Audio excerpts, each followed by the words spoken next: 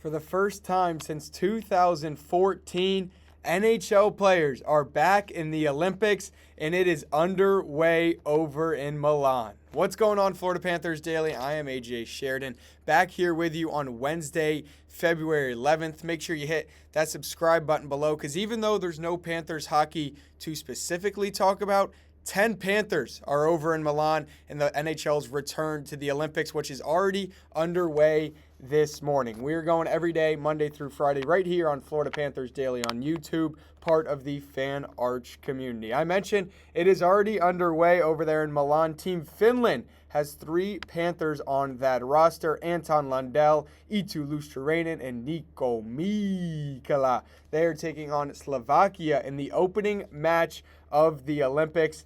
And like I said, Anton Lundell, he is going to be a speed demon on this Finland team. He's going to be a leader. He's a young player, proven, and it's sad that we call him Mini Barkov. And I mentioned how there's 3 Panthers going.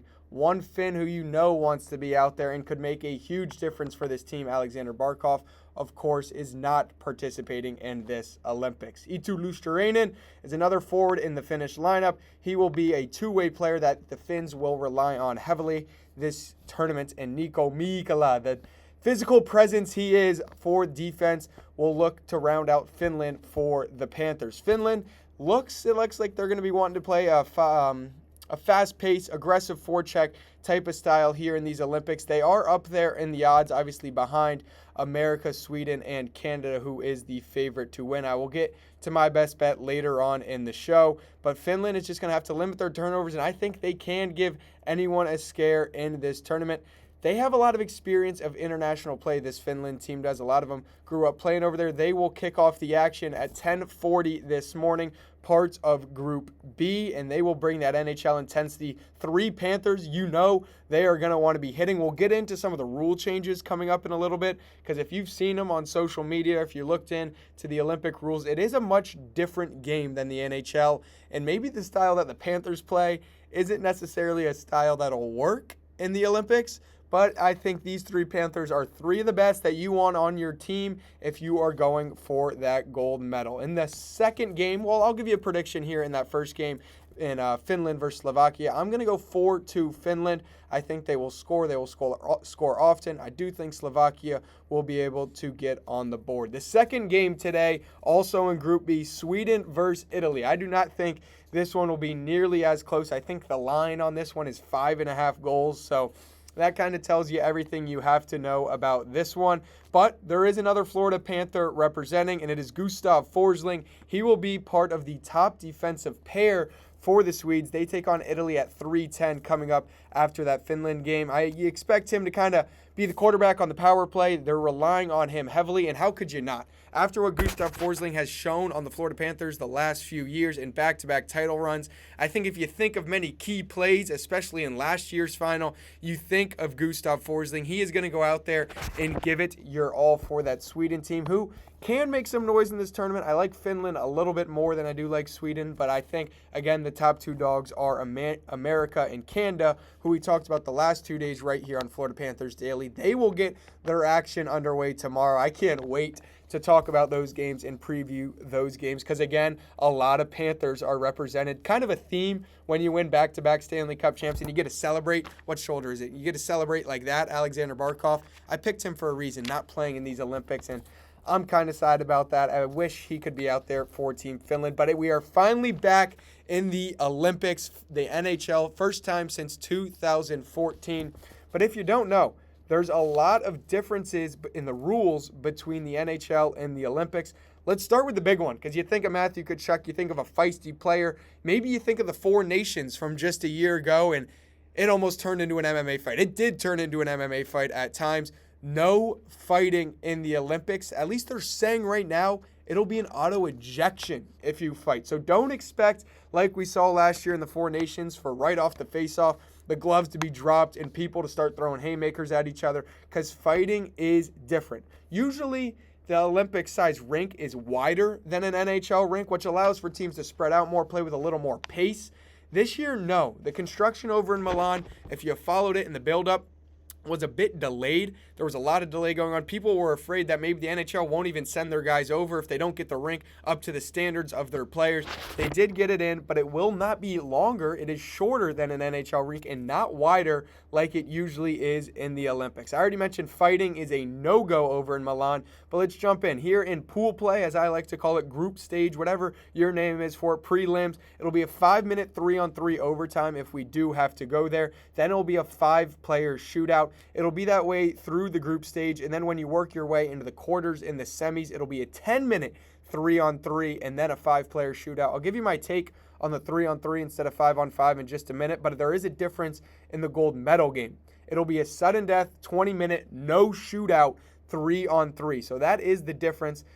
A little different than the NHL. They do the 3-on-3 overtime and then into the shootout, but the 5-man shootout is different in the Olympics. And also a thing to keep a note on, 15-minute intermissions rather than the 20 to 22 in the NHL. So players less rest in between periods to maybe change the style that they're playing. Again, I think some of these early games, the ones I've already highlighted today, won't necessarily be that close, but when it gets later on into the elimination rounds, maybe that shorter intermission is something to keep an eye on. I know as a viewer, I like it. Let's get me more hockey and let's get me more hockey fast. I don't need to be waiting around 20 minutes to, especially if it's a tie game going into third. Let's get right into it. Why do we even need an intermission, right? These guys are world-class athletes. They're Olympians for a reason. So I mentioned in the NHL, yes, we go to 3-on-3 if it is in overtime, and then you go to a shootout. But that's only in the regular season. They are doing this even all the way through the gold medal game where there will be no shootout. They're going to 3-on-3 overtime in this Olympics.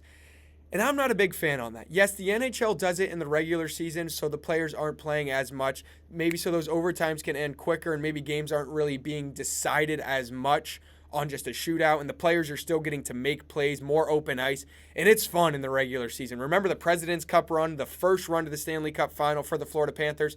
It seemed like every other game was going to overtime, and the Panthers were just a 3-on-3 machine, and a lot of people called the Panthers out to, hey, they're not going to be able to win the postseason that way. And, well, we saw that because 3-on-3 isn't necessarily true hockey. So, to me, it kind of ruins it in the elimination rounds if you're going 3-on-3. I get you don't want these games to go on forever, but let's do a 10-minute 5-on-5, and then let's go to the shootout in the quarter in the semis. Of course, I mentioned the gold medal game, no shootout. It'll be straight overtime if needed, 3-on-3. But the 5-on-5 is how you really want to crown a gold medal champion, isn't it? You don't want Connor McDavid out there just flying around because it's only 3-on-3. I want to see 2 defensemen out there with 3 attack, and let's go pure hockey. I call me a purist, call me used to the NHL, whatever you want, but I don't think a gold medal should be decided by a 3-on-3 sudden death. I love the no shootout in the gold medal game. Of course, remember TJ Yoshi, the last time the NHL players were allowed in the Olympics, it felt like he shot, what was it? I don't have it in my notes here, but it felt like he shot 20 rounds in a row, and that shootout just never ended. So I don't hate the no shootout in the gold medal game. Let's keep it 5-on-5. Let me know your thoughts on that in the comments below here on Florida Panthers Daily. Hit that subscribe button. Throw a comment in because I think it should be 5-on-5 once we get to the elimination stage in general. I have no problem with the shootouts in the quarters and the semis. Gold medal, come on. I mean, we saw the 4 nations go to overtime when Team Canada took down Team USA. Let's not rely on 3-on-3 to decide who's putting that gold medal around their neck. It's the NHL's return for the first time in forever. All right, let's have it down to some 5-on-5. Back to the NHL now, though. Some trade rumors starting to buzz, and they include mainly headlines by a former Florida Panther. It is Vincent Trocheck. Of course, he spent multiple seasons with the Florida Panthers before we moved on in 2020 and sent him to the Carolina Hurricanes. The freeze end is still in place in the NHL. That'll end on February 22nd. And for Vincent Trocheck, he was on the Panthers 6.5 years. This year, he is putting up 12 goals, 36 points in 43 games for the New York Rangers, who sit at the bottom of the Eastern Conference. They're looking to kind of sell, maybe give Vincent Trocheck to a contender, the veteran. It's exactly what a contending team would want. I'm going to say keep an eye out on the Pittsburgh Penguins. I don't necessarily think from a Rangers standpoint, but I think if he has a say in it, do you know where he grew up? Yeah, I kind of gave it away. He grew up in Pittsburgh. I think that would be a good fit for the former Panther, who I want to see succeed wherever he goes. Even though I didn't really root for him in Carolina too much, because, I mean, Carolina, I have a lot of friends up there, so I don't root for them often. He's a player that's just a staple of my childhood. I think if you grew up in the same era of Florida Panthers hockey where it's hard to say you were a Florida Panthers fan, Vincent Trocheck, Jonathan Huberdeau, those are the names you remember. He's coming off 4 straight 20-goal seasons, so he's still got productivity left in him.